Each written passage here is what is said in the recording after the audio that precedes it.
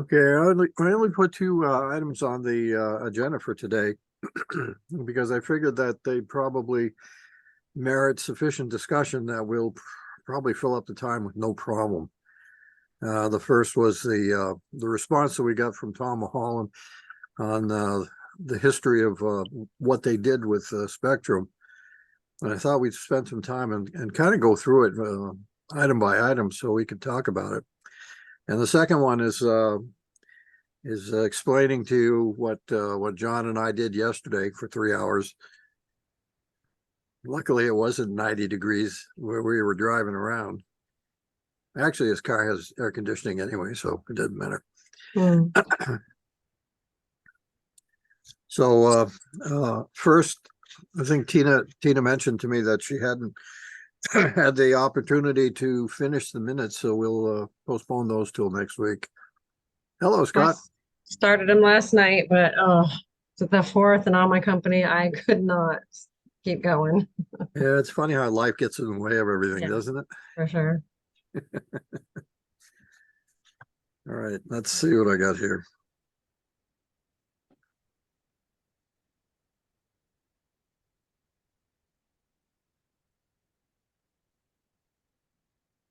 I hope you were all as pleased as I was to have gotten the written responses from Tom. He was actually very timely for a person who was purportedly as busy as he was going to be for July. But it has an awful lot of information in it. I think I would like to share the screen if I can. Yes, anybody can share the screen. I don't block that. Oh, okay. Yep.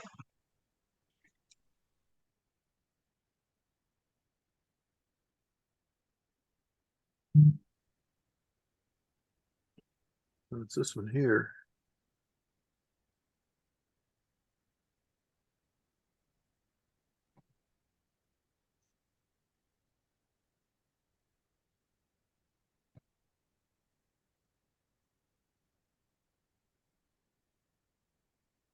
All right. Can you all see it? Yes, sir. Yeah. Okay. So why don't we just walk down the questions and the answers and see what that discussion moves it forward. So my first question was when did the interaction start? He said the fall of 2018. I didn't realize it had gone on that long, but I guess part of that had to do with going through the dialogue between the two of them, and then he doesn't say it specifically, but I gather that that Spectrum probably went on the first go round for the MCA money, and I assume they didn't get it based on Tom's words. Yeah, I just want to point out that Maine Broadband Coalition does not make grants. So that's Yeah, I just know. maybe it's a typo or something, but they don't make grants. Yeah. I think yes, I agree. It's supposed to be MCA. And actually, I think back then, wouldn't it have been the Connect Maine? There was the previous entity or whatever, depending on how long you've been following. The Connect Maine Authority. Did they make grant awards? So that was what, 2022 or 2021? In 2018, that definitely would have been the Connect Maine Authority in 2018. Okay. So I guess we don't know when it was or who did it, but in any case, they didn't get it. The interesting thing to me was that Robinson initiated the discussion with Spectrum, and I didn't have a chance to try to follow that up, and maybe it's getting too much into Robinson's laundry to do this, but I was really interested to find out exactly why they decided to do that. So that's kind of a mystery to me at this point, but probably not important. The next question is, how long did it take? He said, not long at all. Probably would have been sooner if not for MCA and their sham of a grant process, or whoever did it. Apparently whatever Spectrum proposed, Robinson liked it right away, or at least Tom did, and Tom apparently did all the discussion. As the next question says, he was the primary person talking to them. On the fifth question, it says, were there any specific engagement of the residents during the process? And he said at their annual town meeting, this was discussed at length. It was also a non-binding support ballot handed out at our annual election. I guess that would have been in November, right? Of some year. I don't know, but it doesn't matter. But they had a 98% in favor vote. So obviously he had the support of the people.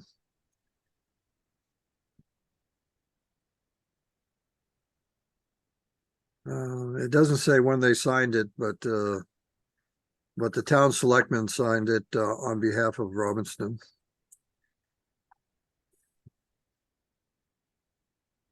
And what came along with this, and this is posted on the Robinson website.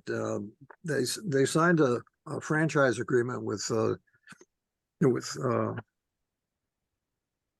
Spectrum, and one of the items that's in the franchise agreement is that they're specifying 20 residents per linear mile.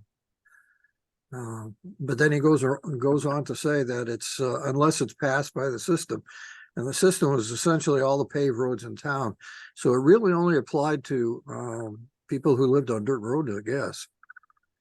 And there weren't that many of them in Robinson. So he said that there was only one person who was probably 3,000 feet away that was not able to be hooked up. And I guess that's pretty darn good. I mean, if we could get success like that, I think we win. We go home. We celebrate.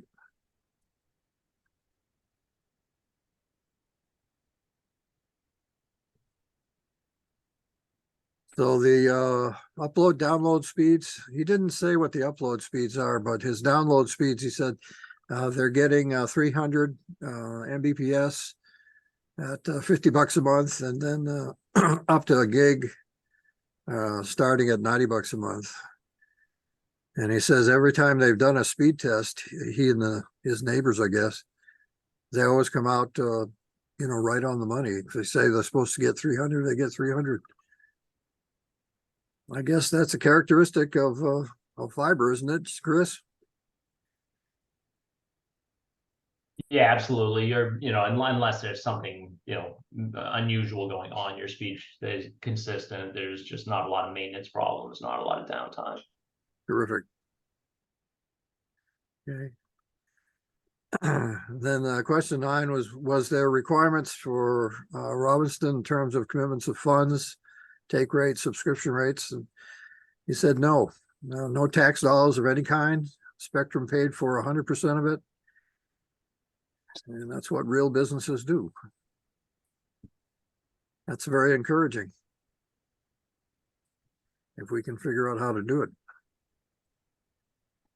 And I asked him if, what I really tried to ask with the question, did Time Warner offer guarantees for services? What I meant was there some sort of a price guarantee for 5 years or something like that? And he didn't understand it that way. So I think that what he might, I think based on what Tom has been saying so far, it appears to be that whatever Spectrum is offering everybody else, that's what it is. So my guess would be, but you can Yes. certainly clarify it with Tom, that it sounds to me like whatever their going rates are. Right. It doesn't sound like there was any sort of guaranteed, like you're saying, 5 years, it stays the same rate or anything. It doesn't sound like that. Right. Well, if it's what everyone else gets, I mean, that's a perfectly reasonable approach to everything. To me, anyway. Up in was it number 7? I saw the word hiccup. There was a hiccup. One important hiccup, there have been a few struggles with residents who didn't have their address marked clearly when Spectrum did the mapping of their town. Well, this has been the case, the residents have encountered delays in ordering the service because the website doesn't recognize their address as being serviceable. I would recommend, if I had to do it over again, to go through the address list and being more involved with the mapping process prior to them uploading the addresses into the system. Which makes sense. Yeah. I'm wondering if what he's talking about in terms of an address list is the same type of thing that I got from Janice, that John and I used when we did our Spectrum survey. I mean, it's basically a line item that you have an address and I guess the resident that lives there, either the resident or the owner.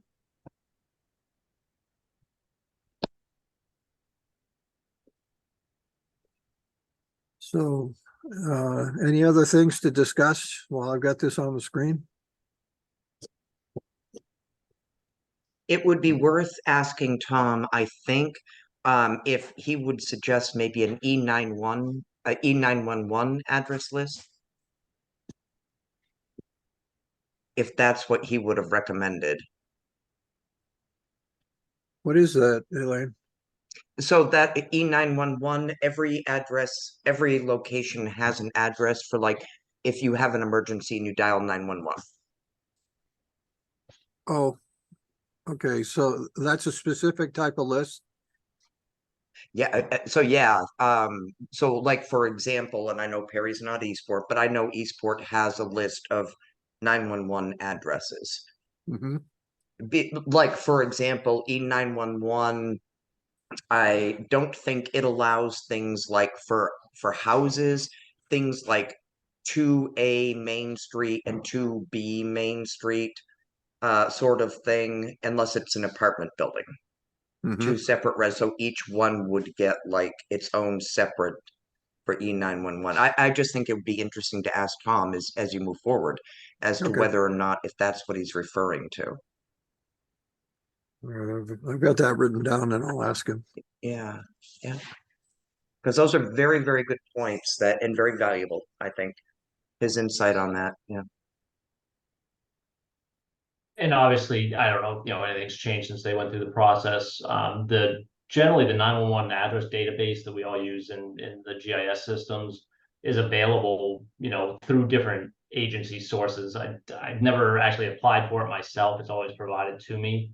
But whoever your law enforcement is down there, I don't know, sheriff or where it falls under, they may be able to provide it. DOT has a lot of that information. What I'm hoping MCA starts doing is making the sort of address database probably redacted, but at least the physical addresses they have in the database. You don't have to know who owns it or anything else, just the physical location, preferably with GPS coordinates. That's how that format normally comes. And that shouldn't cost anybody anything. They should be able to help facilitate that. If they are not making ground on that, I'm sure we can find a workaround for that. Okay. Good. Okay, just to complete the information here, Tom gave me a follow-up email, and I think I sent it to all of you also, but I'll just quickly go through it because I asked him how long it took to build it. And he said the actual build started in July of last year and people were receiving service by February, so 7 months. He said that Spectrum brought up a crew from New York area and they basically work 7 days a week. So big companies can do things like that, right? They just say, okay, you guys come up and you do it.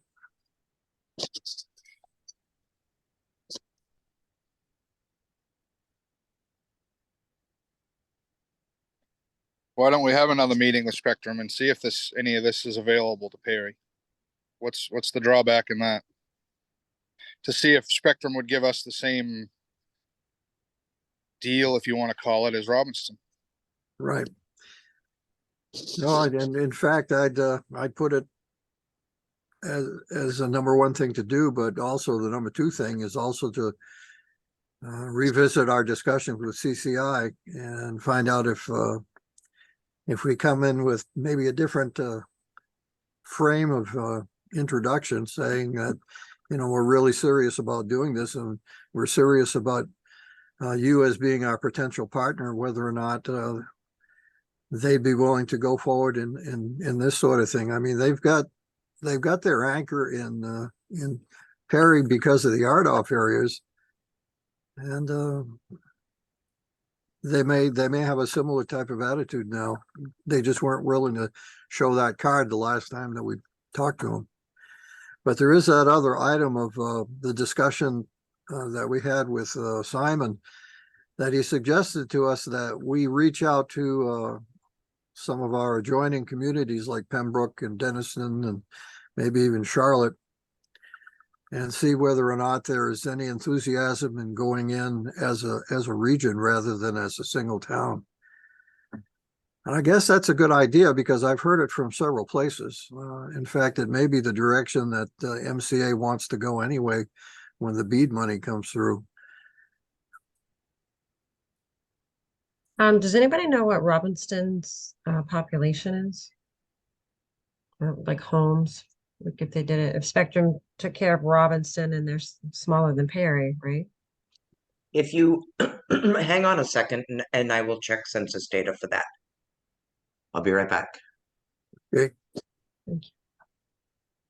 That my thought process is if it worked for Robinson, it should work for Perry. If it's Yeah. I think the footprint for Robinson is actually pretty big, isn't it? Scott? The footprint is, but the roads aren't. Robinson has less roads than us, but Okay. they have more area, but a lot of it's wooded and unpopulated. Yeah, that's what I sensed.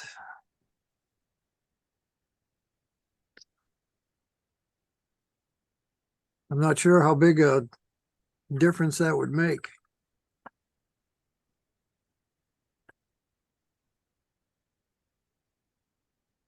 Well, I guess it's Does just that a make, matter- does that make Robinson easier to service because they have less roads? I heard one of you say that Robinson has less dirt roads than Perry does too. I mean, it sounds like everyone but one person was able to get service there. Well, Is the one, that gonna be the same in Perry.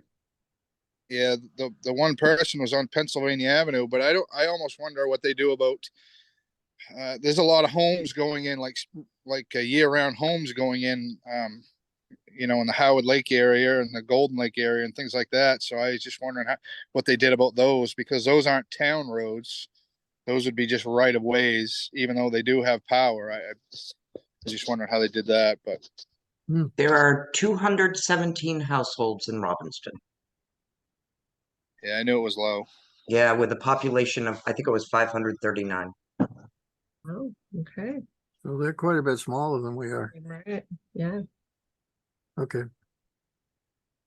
And Scott, to answer your question, if I heard it correctly, essentially the cost and the sort of maintenance effort, you know, that there is with fiber, the bigger variable in there is the miles of plant, or how many feet of actual fiber there is versus the number of homes. The number of homes can matter if there's a lot more, just because the number of sort of interfaces you have to plug the cabling into, and splicing and stuff gets more expensive. But on the whole, it's the number of feet of actual fiber that cost the money.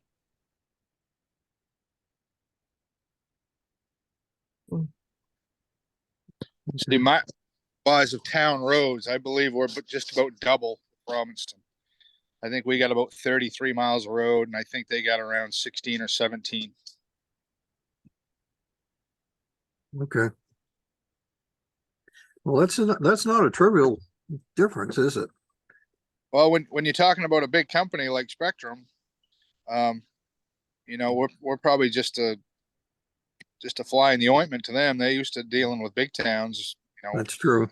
Angor, Eddington, Dexter, you know, towns a lot bigger than us. Right. Even Eastport.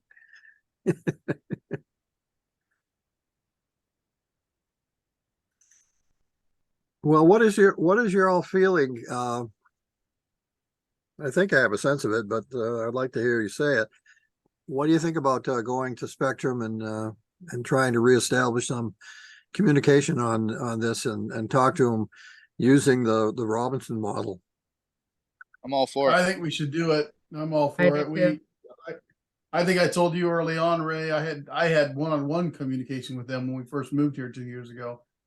And they basically told me to stick it in my ear that I wasn't getting their internet. So the fact that we're coming, that's one reason I wanted to be a part of the committee, because there's a whole bunch of us that want internet, right? And we want reliable, steady internet.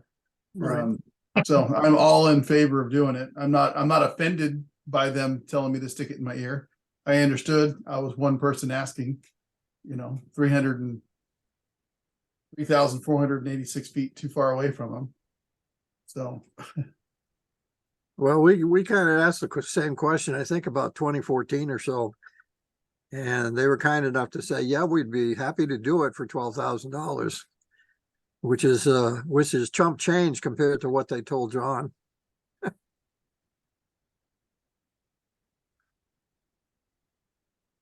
I think John, they told him $50,000. I can't believe that number. Yeah, that's they got me mixed up with Martha Stewart.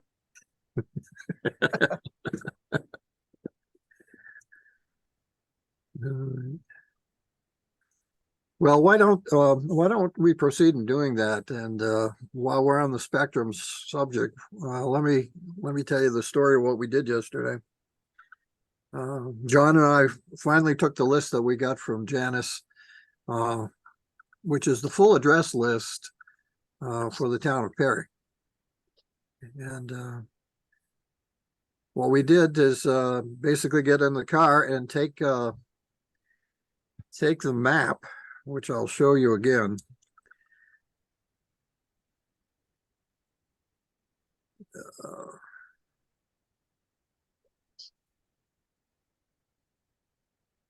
I changed the format of my thing here and I'm not getting everything I want.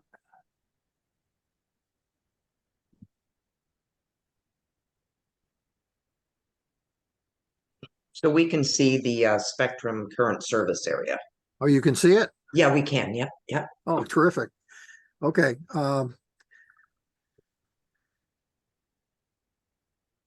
So all these roads in blue, basically we drove them. All these roads, including going up Route 1 in the traffic, and Mahar and Old Eastport Road and all these things. I learned so many names of roads of Perry I didn't know. I feel a lot smarter. Unfortunately, with my brain, it won't stick, but it'll stay for a while. It took us about 3 hours to do this. Basically, John drove and I was the stenographer and took down all the data. And it was a really fun thing to do for me.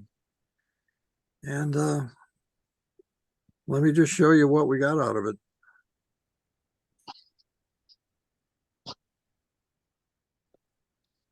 Is this big enough for you to read? We're still looking at the map of served streets. Okay, so how do I change it? Here, let me stop your, I'm going to stop your screen sharing. Okay. And then there we go. Ah, And now you can go ahead and look for what you're looking for okay. and just share your screen again.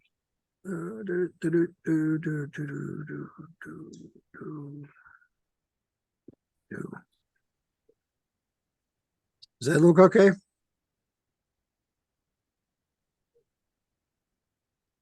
We see it.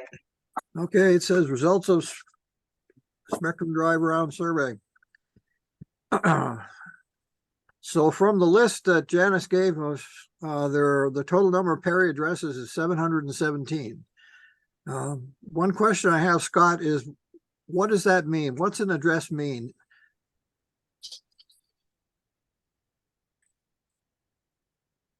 Well, I guess I really don't know.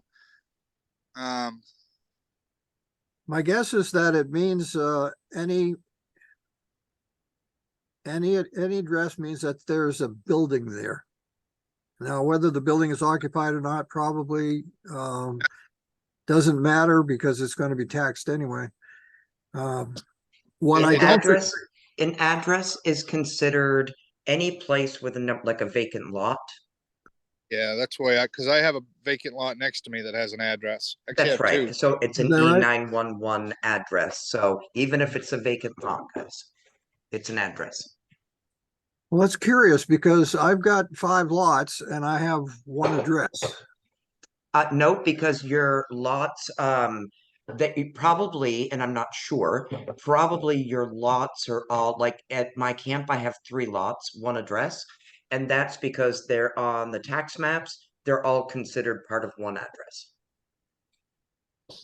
Okay, even though in my case, I get taxed for each one of the lots. Well, Mm, lots would be an address once you get an entrance permit. I guess once you have an entrance that address, that's when the town would recognize the address, because when I built a new home, before I could have materials delivered, I had to have an entrance permit and a number. What's an So, entrance permit? well, you need an entrance permit to, the town will come and look and see if there's a culvert necessary and to put the entrance into the property. And then your contractor would build your driveway. Okay. Okay, Some houses always get would get a culvert. Some aren't necessary. So they get an entrance permit. So the town goes out and looks at it. The CEO and the town crew would go look at it and decide whether it needs a culvert or not. okay, And then at that time, that's when you file it with Janice. Janice will go out and measure it and get your exact address. That's the okay. process I had to go through with my home. Okay. Okay, well, that makes sense to me then. So there's probably more correlation with residences than there is for just regular lots. Because the number is bigger than the ones that I've seen, for example, coming out of the census data, which I think is more in the range of 500 residences. Is that what I'm remembering, Elaine?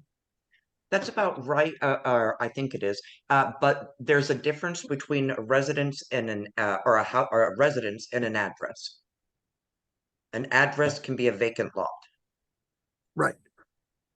So Okay. like there's a next door to me, there is for all intents and purposes, a vacant lot. There's a big garden on it. Tina, you know what I'm talking about. If you've been down the street lately, that has an address. There's no house on it.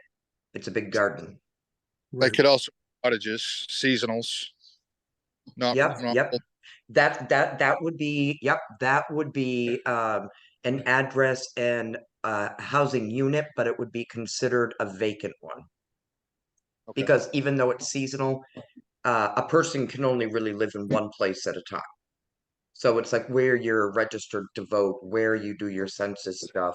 So like when we get census stuff at our camp in Alexander, we mark it vacant, seasonal. Mm. Because we live in Eastport. Okay. Yep. I hope that helps. Okay. Well, that helps me understand what it means, and it's kind of useful as we go through the data here. The next line is the total addresses covered by Spectrum service. Okay, and that's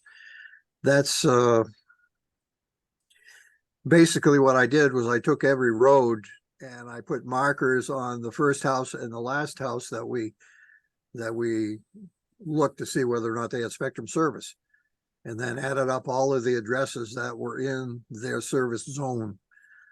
So all it really means is that the cable goes past their address. So that's what that number means. And there were 296 of those. Now the third one, total addresses connected by, to Spectrum. Those are the ones that we actually, John and I actually verified by looking up at the cable and seeing if a cable went to their house. And in that case, there are 181. So if you do a little simple math, what you find out is that the fraction of the addresses that are under Spectrum, which is basically 296 divided by 717. It's 40% of the addresses in Perry. The fraction of the Spectrum addresses that are served is 61%. That's probably as close to the take rate as we could guess.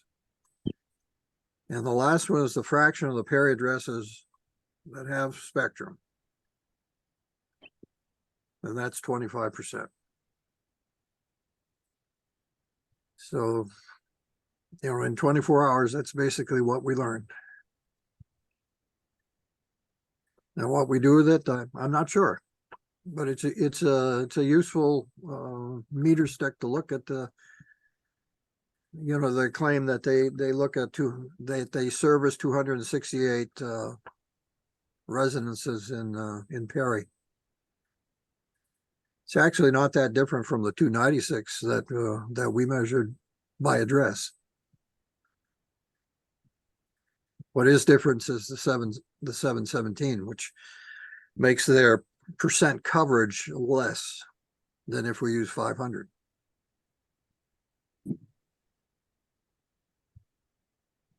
Right?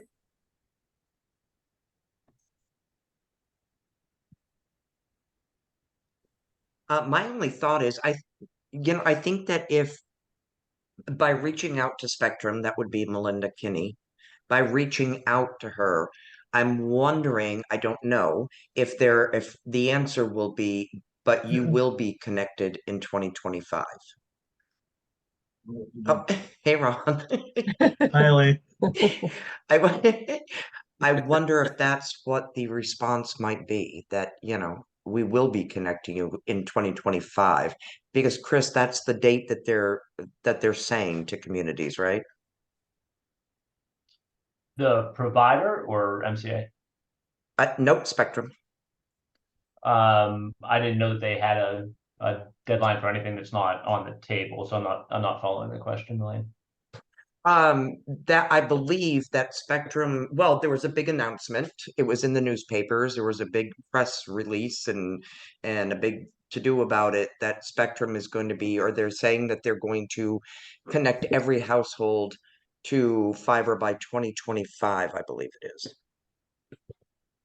I'd have to look at which one you're talking. The Reach Me program, they were awarded a little over $8 million. Is that the bucket you're talking about? And that they're promising to connect those? No.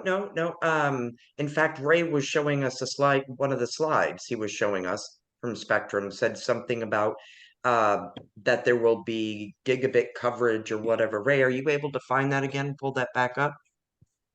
Oh, Yeah, that slide that Ray had, it did indicate 1 gig down, Yeah. 1 gig up symmetrical.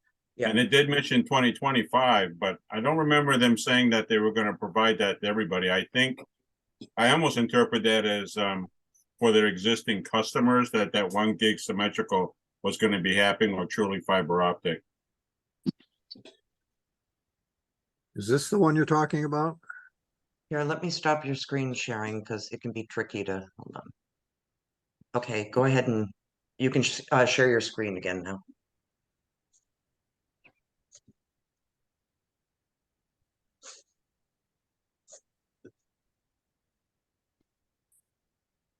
Nope. Nope, you had one. I think it was the service area map, I think.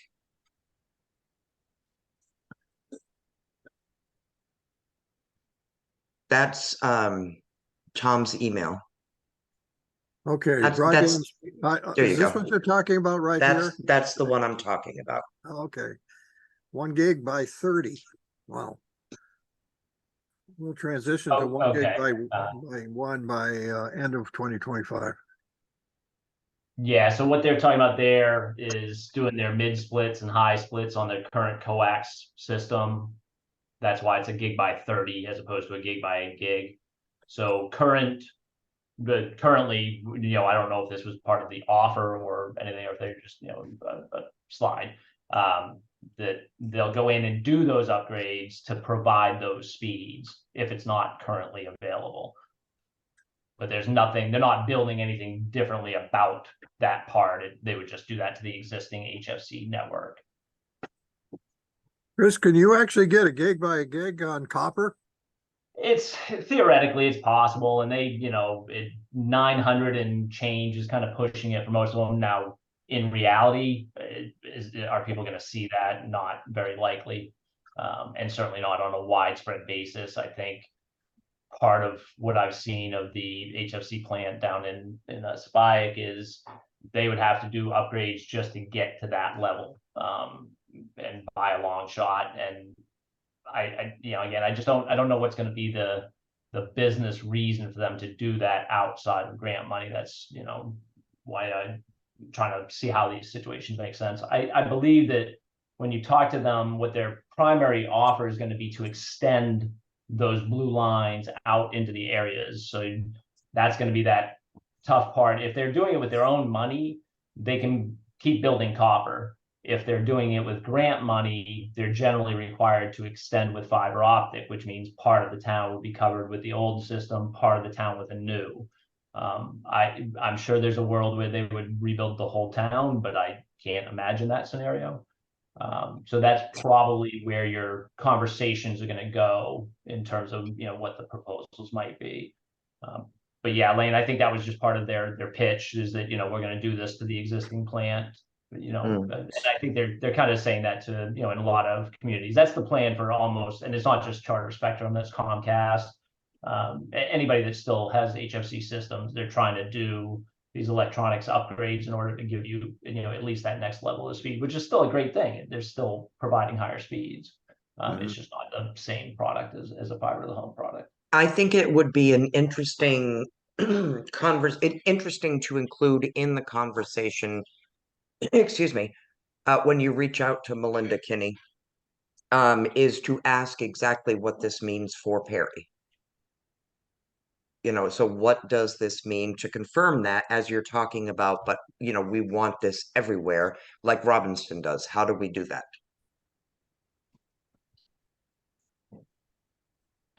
Yeah. I remember in our first discussions with Melinda that she did mention an option where I don't know if they're willing to think about or they're willing to propose an all fiber build that would give 1 gig by 1 gig. But we really never got much farther into it because, it was part of it. As part of a bigger discussion, and we got all hung up with the bulk program and talking about that probably too much.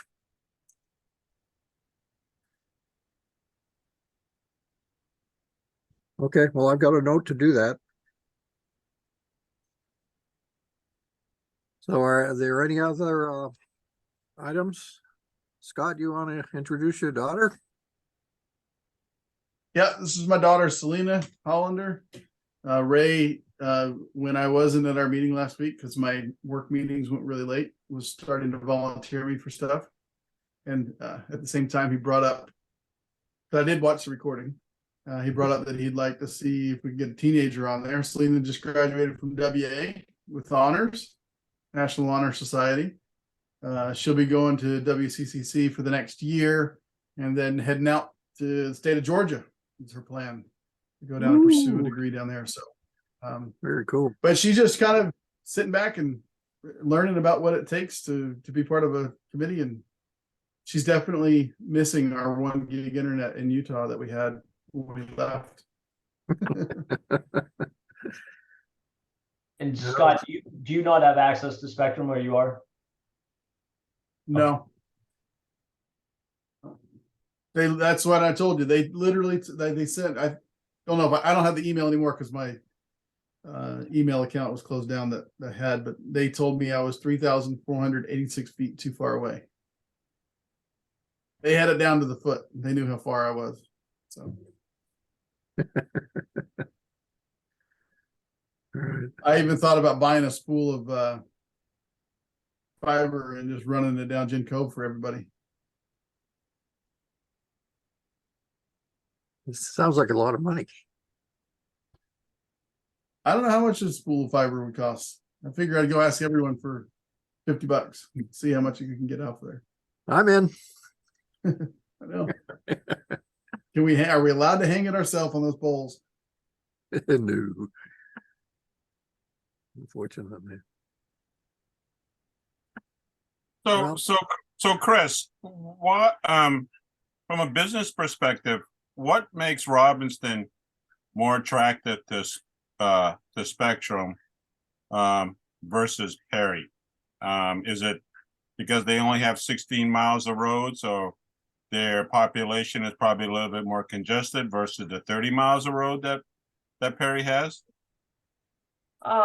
Honestly, Ray, the reason I asked if they built a new network or if they had, had a Spectrum network there already was kind of to get to that answer. And my thoughts are that because they didn't have one, which is my understanding, and I could be wrong, it was essentially an unserved area. That's why I think they started down that Grant Road that he was referring to. It probably seemed like that would be the best process.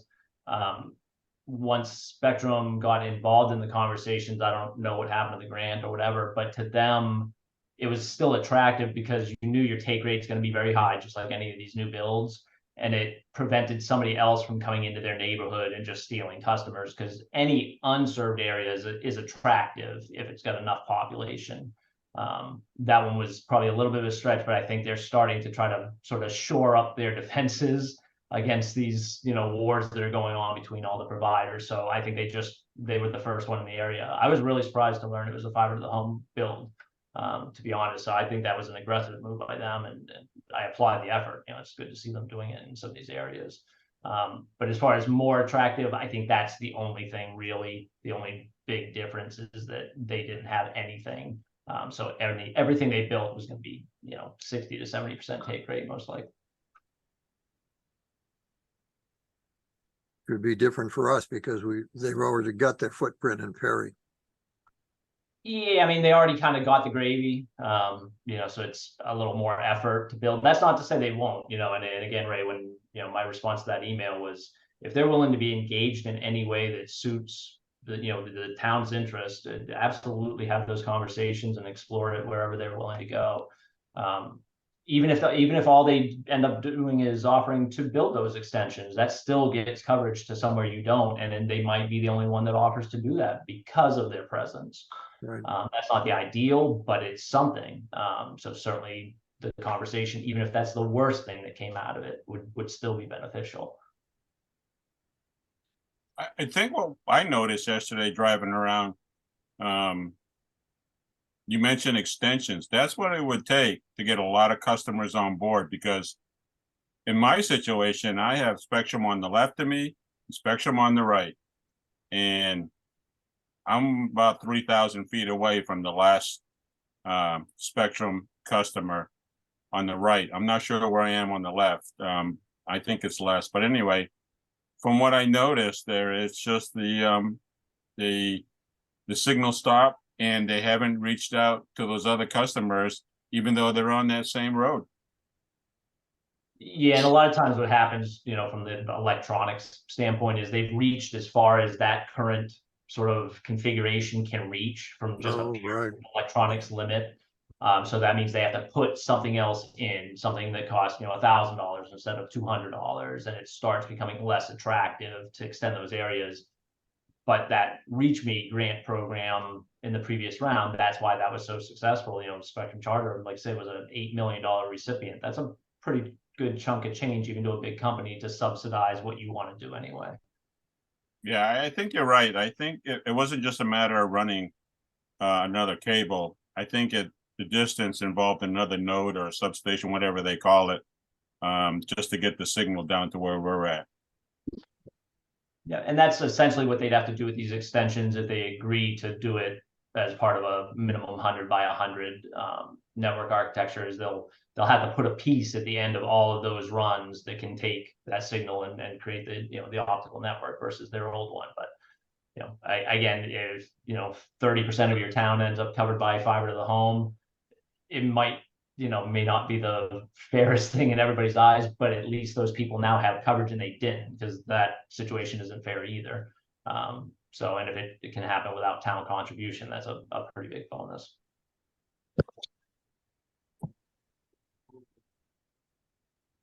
Like they say, you can't catch a fish unless you go fishing. No, I absolutely have these conversations. That's right now, I think the best thing you can be doing with your time, in my opinion, letting everything kind of shape out. Talk to CCI, talk to Spectrum, any of the other providers that are interested, just have the conversations, and each time, because then, and honestly, Ray, I think you're downselling what you and John did for data collection. You now have a really good idea of what percentage of your town is covered, how much of your community is unserved. Like right now, it looks like you're, by your numbers, probably 41%. Are covered. That leaves a pretty good chunk unserved by Spectrum. That makes that many eligible locations. Now you can actually start having, intelligent conversations with them based on some numbers. Right. Elaine, did you ever hear from Kendra Joe yet? No, I have not.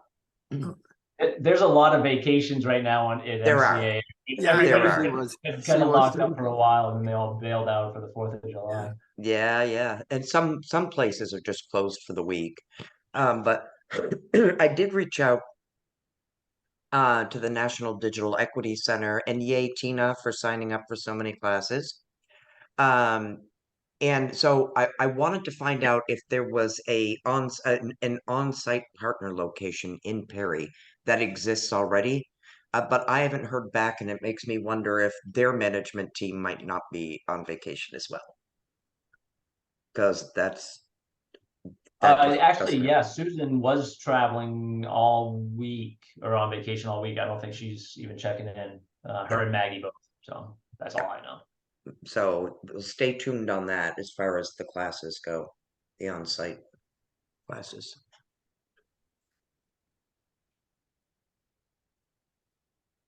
Well, I'll draft up some sort of email and send it to all you, and give you a shot of it before I send it to Melinda. And try to Will you get be reaching out to Consolidate also because of their RDOF presence? that. Yes, Okay, I don't know if I want to do it in parallel.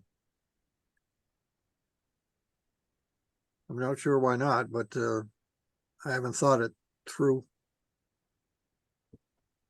I mean, it would certainly be a different letter because the circumstances are different with Spectrum and CCI. I think it would be interesting to talk to get, like, in the email that I sent to all of you, to reach out to Pembroke and Dennisville, even Charlotte, and then maybe see if Simon Thorne can talk about what that might look like as a build, because they do already have these RDOF areas. And so therefore, would CCI be able to get grant funding to finish and finish the rest of Charlotte and do Dennisville,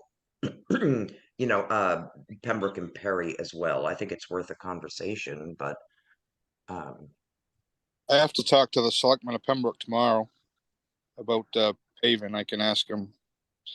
I What their think opinion- it's just, yep, hey guys, do you have any interest in a conversation about this? Dennisville as well. I'm not sure how it's going to look for all the communities, but I have a couple of projects that I'm working on that CCI has flat out told the communities that if grant funding, they are willing to apply for the grant funding, and if awarded, no town contribution, and every single home and business served. So that's encouraging. I think it's worth talking to both of them. And so with CCI, that would be fiber, Fidium fiber.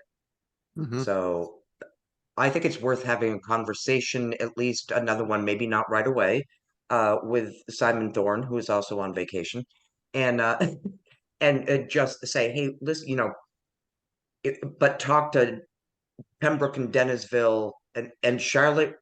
Was speaking with Charlotte the other day, and well, in her words, and Chris, I know you were at that meeting last Friday, so I don't know if you arrived after Amy said this, but they're kind of hamstrung right now because of RDOF areas. So with all this BEAD funding coming, it might be worthwhile if Dennisville and Pembroke are considered unserved to talk to them about a regional build. And so I think Spectrum, like I said in my email, I think it makes sense to circle back to both Spectrum and CCI. I think. The only other thing I'd throw in there, you know, I don't want to discourage you guys from doing something like applying for Connect the Ready, you know, in August. If that's something you guys are ready for, that's up to you. I don't, it's not the path I would necessarily recommend. But assuming that you're not, one of the things that's going to come out of that round is it's kind of like playing poker and they have to show their hands. They're all going to apply. CCI is going to apply. Spectrum is going to apply. It's kind of going to give us all a map of what the big boys are planning on trying to do. Whether they get approved or not is a whole different thing, but they have to lay their cards on the table. Yeah.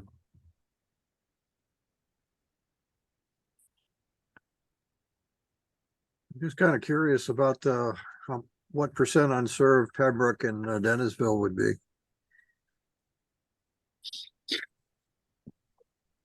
I wonder if they know. The new FCC maps should be updated. I think Megan told me it was like the 30th or something like that. So that should be the latest data. It's kind of a pain in the neck to go in there and look at, you know, what that shows on a small scale, but you can play around with that. Mhm. I think too that speaking with the two big players, Spectrum and CCI, is that if the areas are considered underserved or served, I don't believe that either one of these companies will expend their resources on a grant that is dead in the water to begin with. There'd be no sense in doing it. Mhm. So, for They know example, exactly. Simon is one of the sharpest people I've talked to in Mm. terms of the grant process itself. I mean, they've done this obviously 1,000 times, and they're very attuned to what a successful grant application looks like. I just think it's really worth circling back to both of them. And I agree with Chris about the Connect the Ready grant, and it's going to be hyper competitive. And it's really, I don't think that Perry on its own may possibly get funded, but MCA really wants to see regional builds, which is why it's really worth. So, Scott, if you can talk to Mylan and whomever about it. In Yep. Dennisville, I'm not sure who's large and in charge in Dennisville anymore. But to reach out to them and, you know, say, hey, look, this is what we're trying to do. I will say too that at least with CCI, well, no, let me correct that. With an MCA grant, if a town does not sign a letter of support, that town cannot be included in the grant application. Yeah. So if, say, Pembroke says, yeah, okay, yeah, sure, we'll sign a letter of support so we can see if we can get the grant funding, and Perry signs, and if Dennisville says, or just doesn't answer, Dennisville cannot be included in that build, or in that grant proposal, rather. What does that letter of support obligate the town to? Nothing. Okay. In fact, if you want to hold, I can pull up a copy of it. It's all done for you. Let me hold on one second. Let me get into my file here and I'll pull it up. And all right. And here she comes. All right. So now let me rid of that. Okay. And here it is. This is one that CCI uses.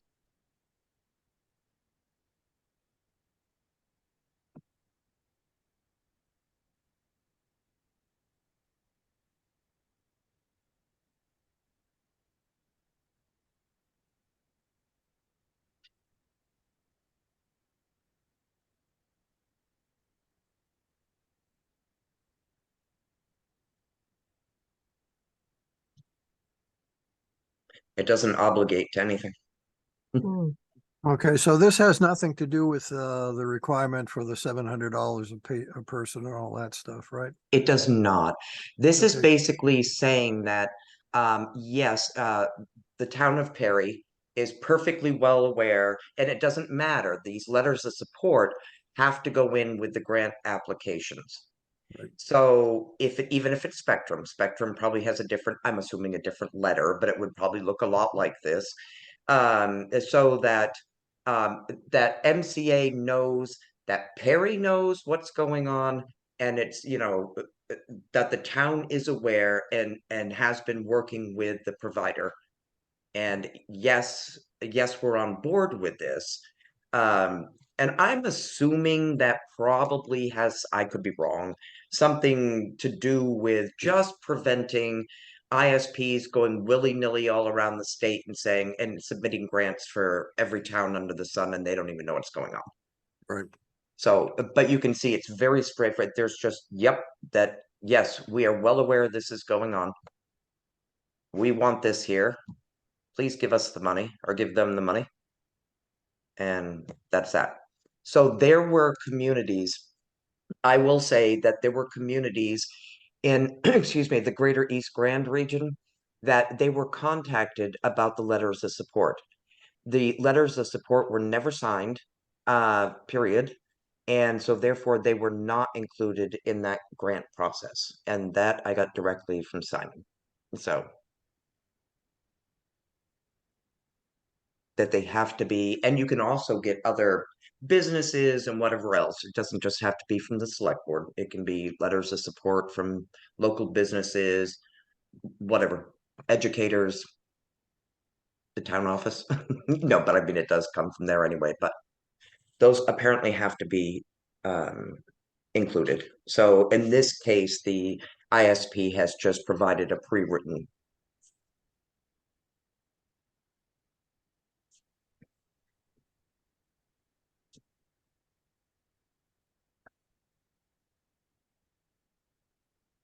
So my only point to that is if you reach out to these neighboring communities, they just need to be aware of the fact that they will be asked to sign a letter of support.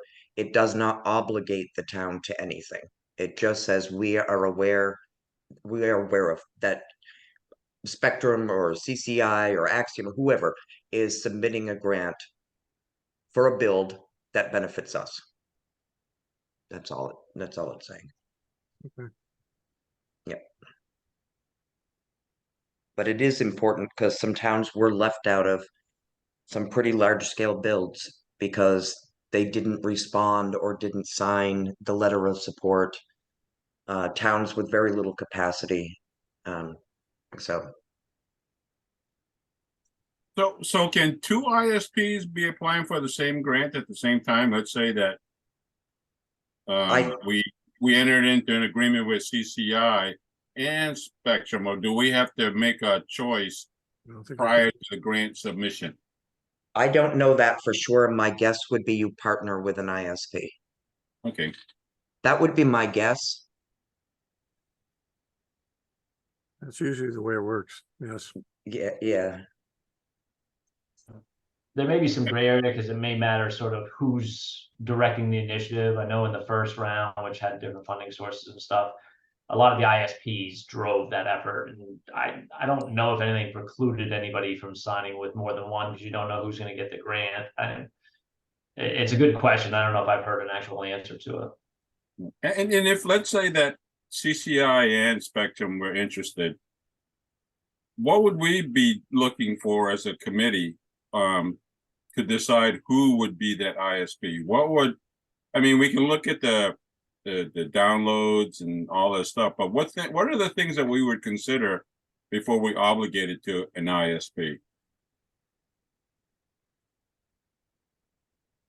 There's a lot of answers to that. The easiest answer across the state is fiber to the home is the top solution, and that's what everybody should aspire to. And if that's on the table, I think that tends to kind of be your answer, assuming all other variables are equal. If there's no commitment or the same financial commitment or whatever, if they're comparing, go with the fiber route. But the other thing to look at is which model are they proposing? Is it a town owned? Is it provider owned? In most cases, if you're not having to put up any money, that's going to be a provider owned network. So that kind of keeps that answer solves itself. You're either kicking in money or you're not. So you either own it or you don't. And it would also be wise to ask about their support, meaning, you know, whether it be maintenance or how timely they will be in for the install. Absolutely. I think it's some of these details that have yet to really be fleshed out in some of these provider agreements, I think are pretty critical and probably should be paid more attention to in the detail part of it. You know, for those exact reasons, what is their capacity to serve that network that they're either building or extending or whatever, you know, what is their history with other towns? You know, just like anything else, if you're buying a company's product, do some research, talk to other communities that have that same company. If it's Axiom, go talk to an Axiom provided, you know, network. You kind of know what Spectrum is currently where you guys are. You can certainly talk to Robinson and get a real good feel for what their fiber product looks like. You know, just the same due diligence you do with any other big decision that you're making for the town or for, you know, personal reasons. Just dig in, and there's plenty of people out there now that can answer the detailed questions that aren't just giving opinions or whatever, but actually basing it on, you know, known industry standards and actual data. I think I'm gonna concur with all of that and add in, seeing how Scott and John, you've got a minor problem where you live. Another question would be, is this product, is this internet that we're agreeing to, will it serve John and Scott? Or are you going to be staring down the barrel of that's $55,000? Well, yeah, we're covering the whole town, but not you. Is it going to be connection to every single home and business that wants it? Because John, and Scott, you can work at this forever and a day, but if you can't get connected because you're 3,000 feet off the main road, that to me would just make Personally, sense. I'm not 3,000 feet off the main road. I'm just on Gin Cove Road, halfway down. I'm across the street from Ray, and he's, you know, in the same predicament I am. Honestly, for me, the victory is getting as many people internet as possible. Yeah. If I don't end up getting included in it, yeah, I'll be sad, but I'll keep my Starlink going, right? But really, it's just for the betterment of the community is what I want. I really love the talk that's here of doing a regional. I think that we'll have a greater impact. It's easier to sell to the company, but I still agree totally with going back to Spectrum and finding out what they did for. Why was Robinson something that was so easy for them to jump in on and could, you know, put that system in for them for a smaller community than what we have. And we're looking at the map that Ray put out there.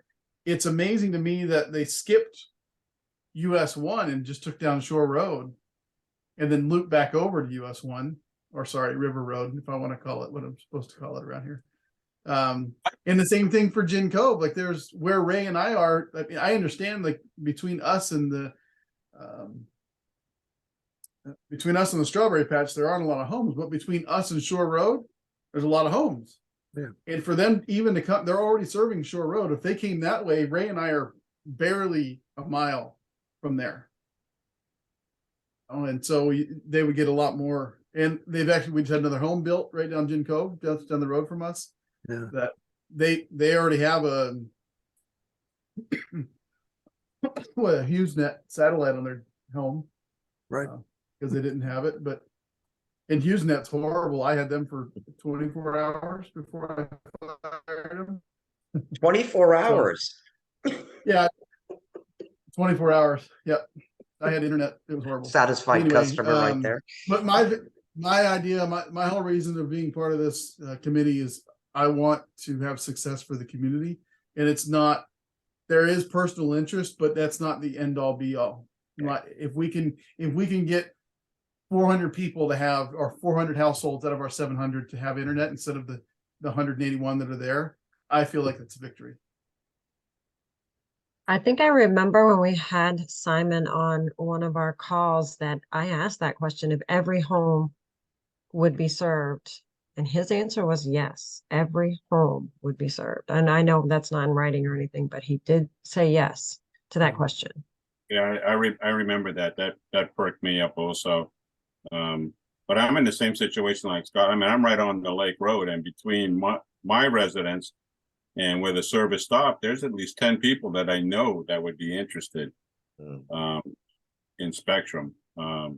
I'm using Elon right now, and I'm content with that. But again, competition's healthy, and having Spectrum in the equation would just benefit everyone. I do think it, again, I think it sounds like everybody's in agreement to circle back. Yep. Again, yeah. I think, yeah, makes sense to me. Yeah, and the baton's in my hand and I'll take care of it hopefully over the weekend. How's that? And, Ray, I and, don't know if it's not so much circling back. I think we did the right thing. We reached out to everyone to gather the information, whether it was DBU, Pioneer. So now that we have the information, I think we're making a reasonable decision based upon what we've learned over the last couple months. Okay, so I'll rephrase. I think it's a great idea to reconnect with them then. I like circle back better. You are trouble, John. I'll tell Ray I was with him for a couple hours yesterday. He couldn't wait to get out of the vehicle. That must have been quite the afternoon or He- morning. Yeah, He, I bet. he- Sorry I missed it. he is the ultimate raconteur. Well, now you guys do a He tells field trip. tells a great story. Yeah. I didn't realize Perry was that big. I gotta jump everybody. Ray, in the chat, I threw the link to the latest. I've got it. I've got it on. I'm going to save it, Chris. Thank you much. Yeah, I didn't know if people had seen that yet, so I haven't even, that's some of my beach reading, I guess, for this week, but everybody have a great week. You too. too. Thank you. Enjoy your vacation, Thank you, Chris. Thank you. Yeah. Enjoy your vacation. Have a good evening. Yep. Bye-bye all. Bye.